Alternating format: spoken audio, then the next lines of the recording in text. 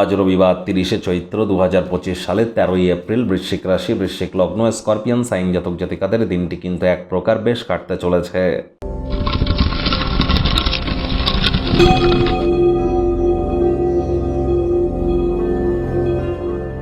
ভিডিওটির শুরুতে আপনাদের সকলকে ডক্টর বি.আর. আম্বেদকর জয়ন্তীর হার্দিক শুভেচ্ছা ও অভিনন্দন রইল। সংবিধানের রচয়িতা তিনি, ভারতের সংবিধানের জনক তিনি। অবশ্যই তার আচার ব্যবহার, তাদের কৃতিত্ব এ সম্পর্কে আমাদের অবগত হওয়া উচিত।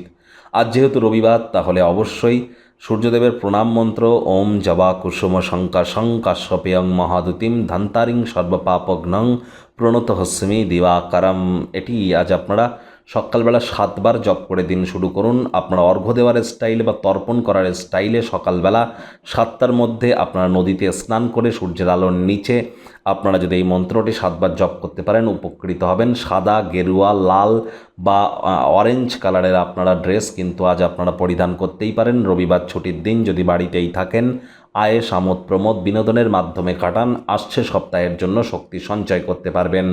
সূর্যের মজবুতি বৃদ্ধি করবার জন্য পিতারও পায়ে হাত দিয়ে প্রণাম করতে পারেন। যতই আপনারা সূর্যের প্রতিকার করুন না কেন, যদি পিতার সাথে সম্পর্ক ভালো না হয়, তাহলে সূর্য কিন্তু আবার দুর্বল হবে, মাথায় রাখবেন।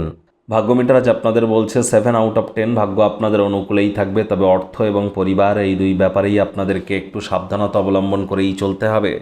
দেখুন, চাইল্ড লাইক অ্যাটিটিউড এবং সেন্স অফ হিউমার এর কারণে প্রশংসার পাত্রপাত্রী আপনারা আজ হতেই পারেন।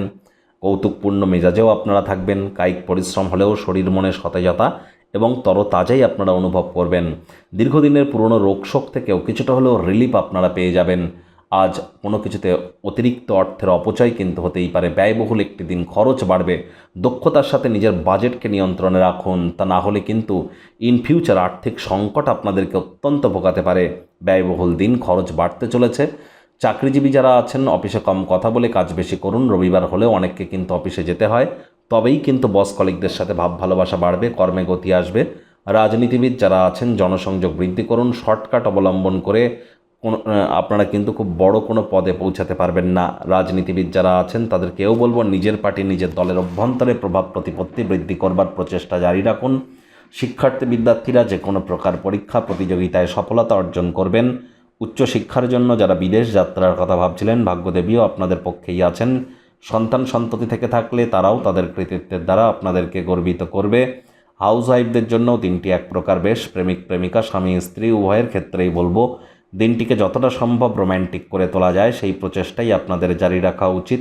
অবিবাহিতদের বিবাহের যোগ থাকছে। যারা প্রেমে পড়েননি তাদের জীবনে স্বপ্নের নারী পুরুষের আগমন আজ কিন্তু ঘটতেই পারে। প্রচেষ্টা তো আপনাদেরকেও করতে হবে।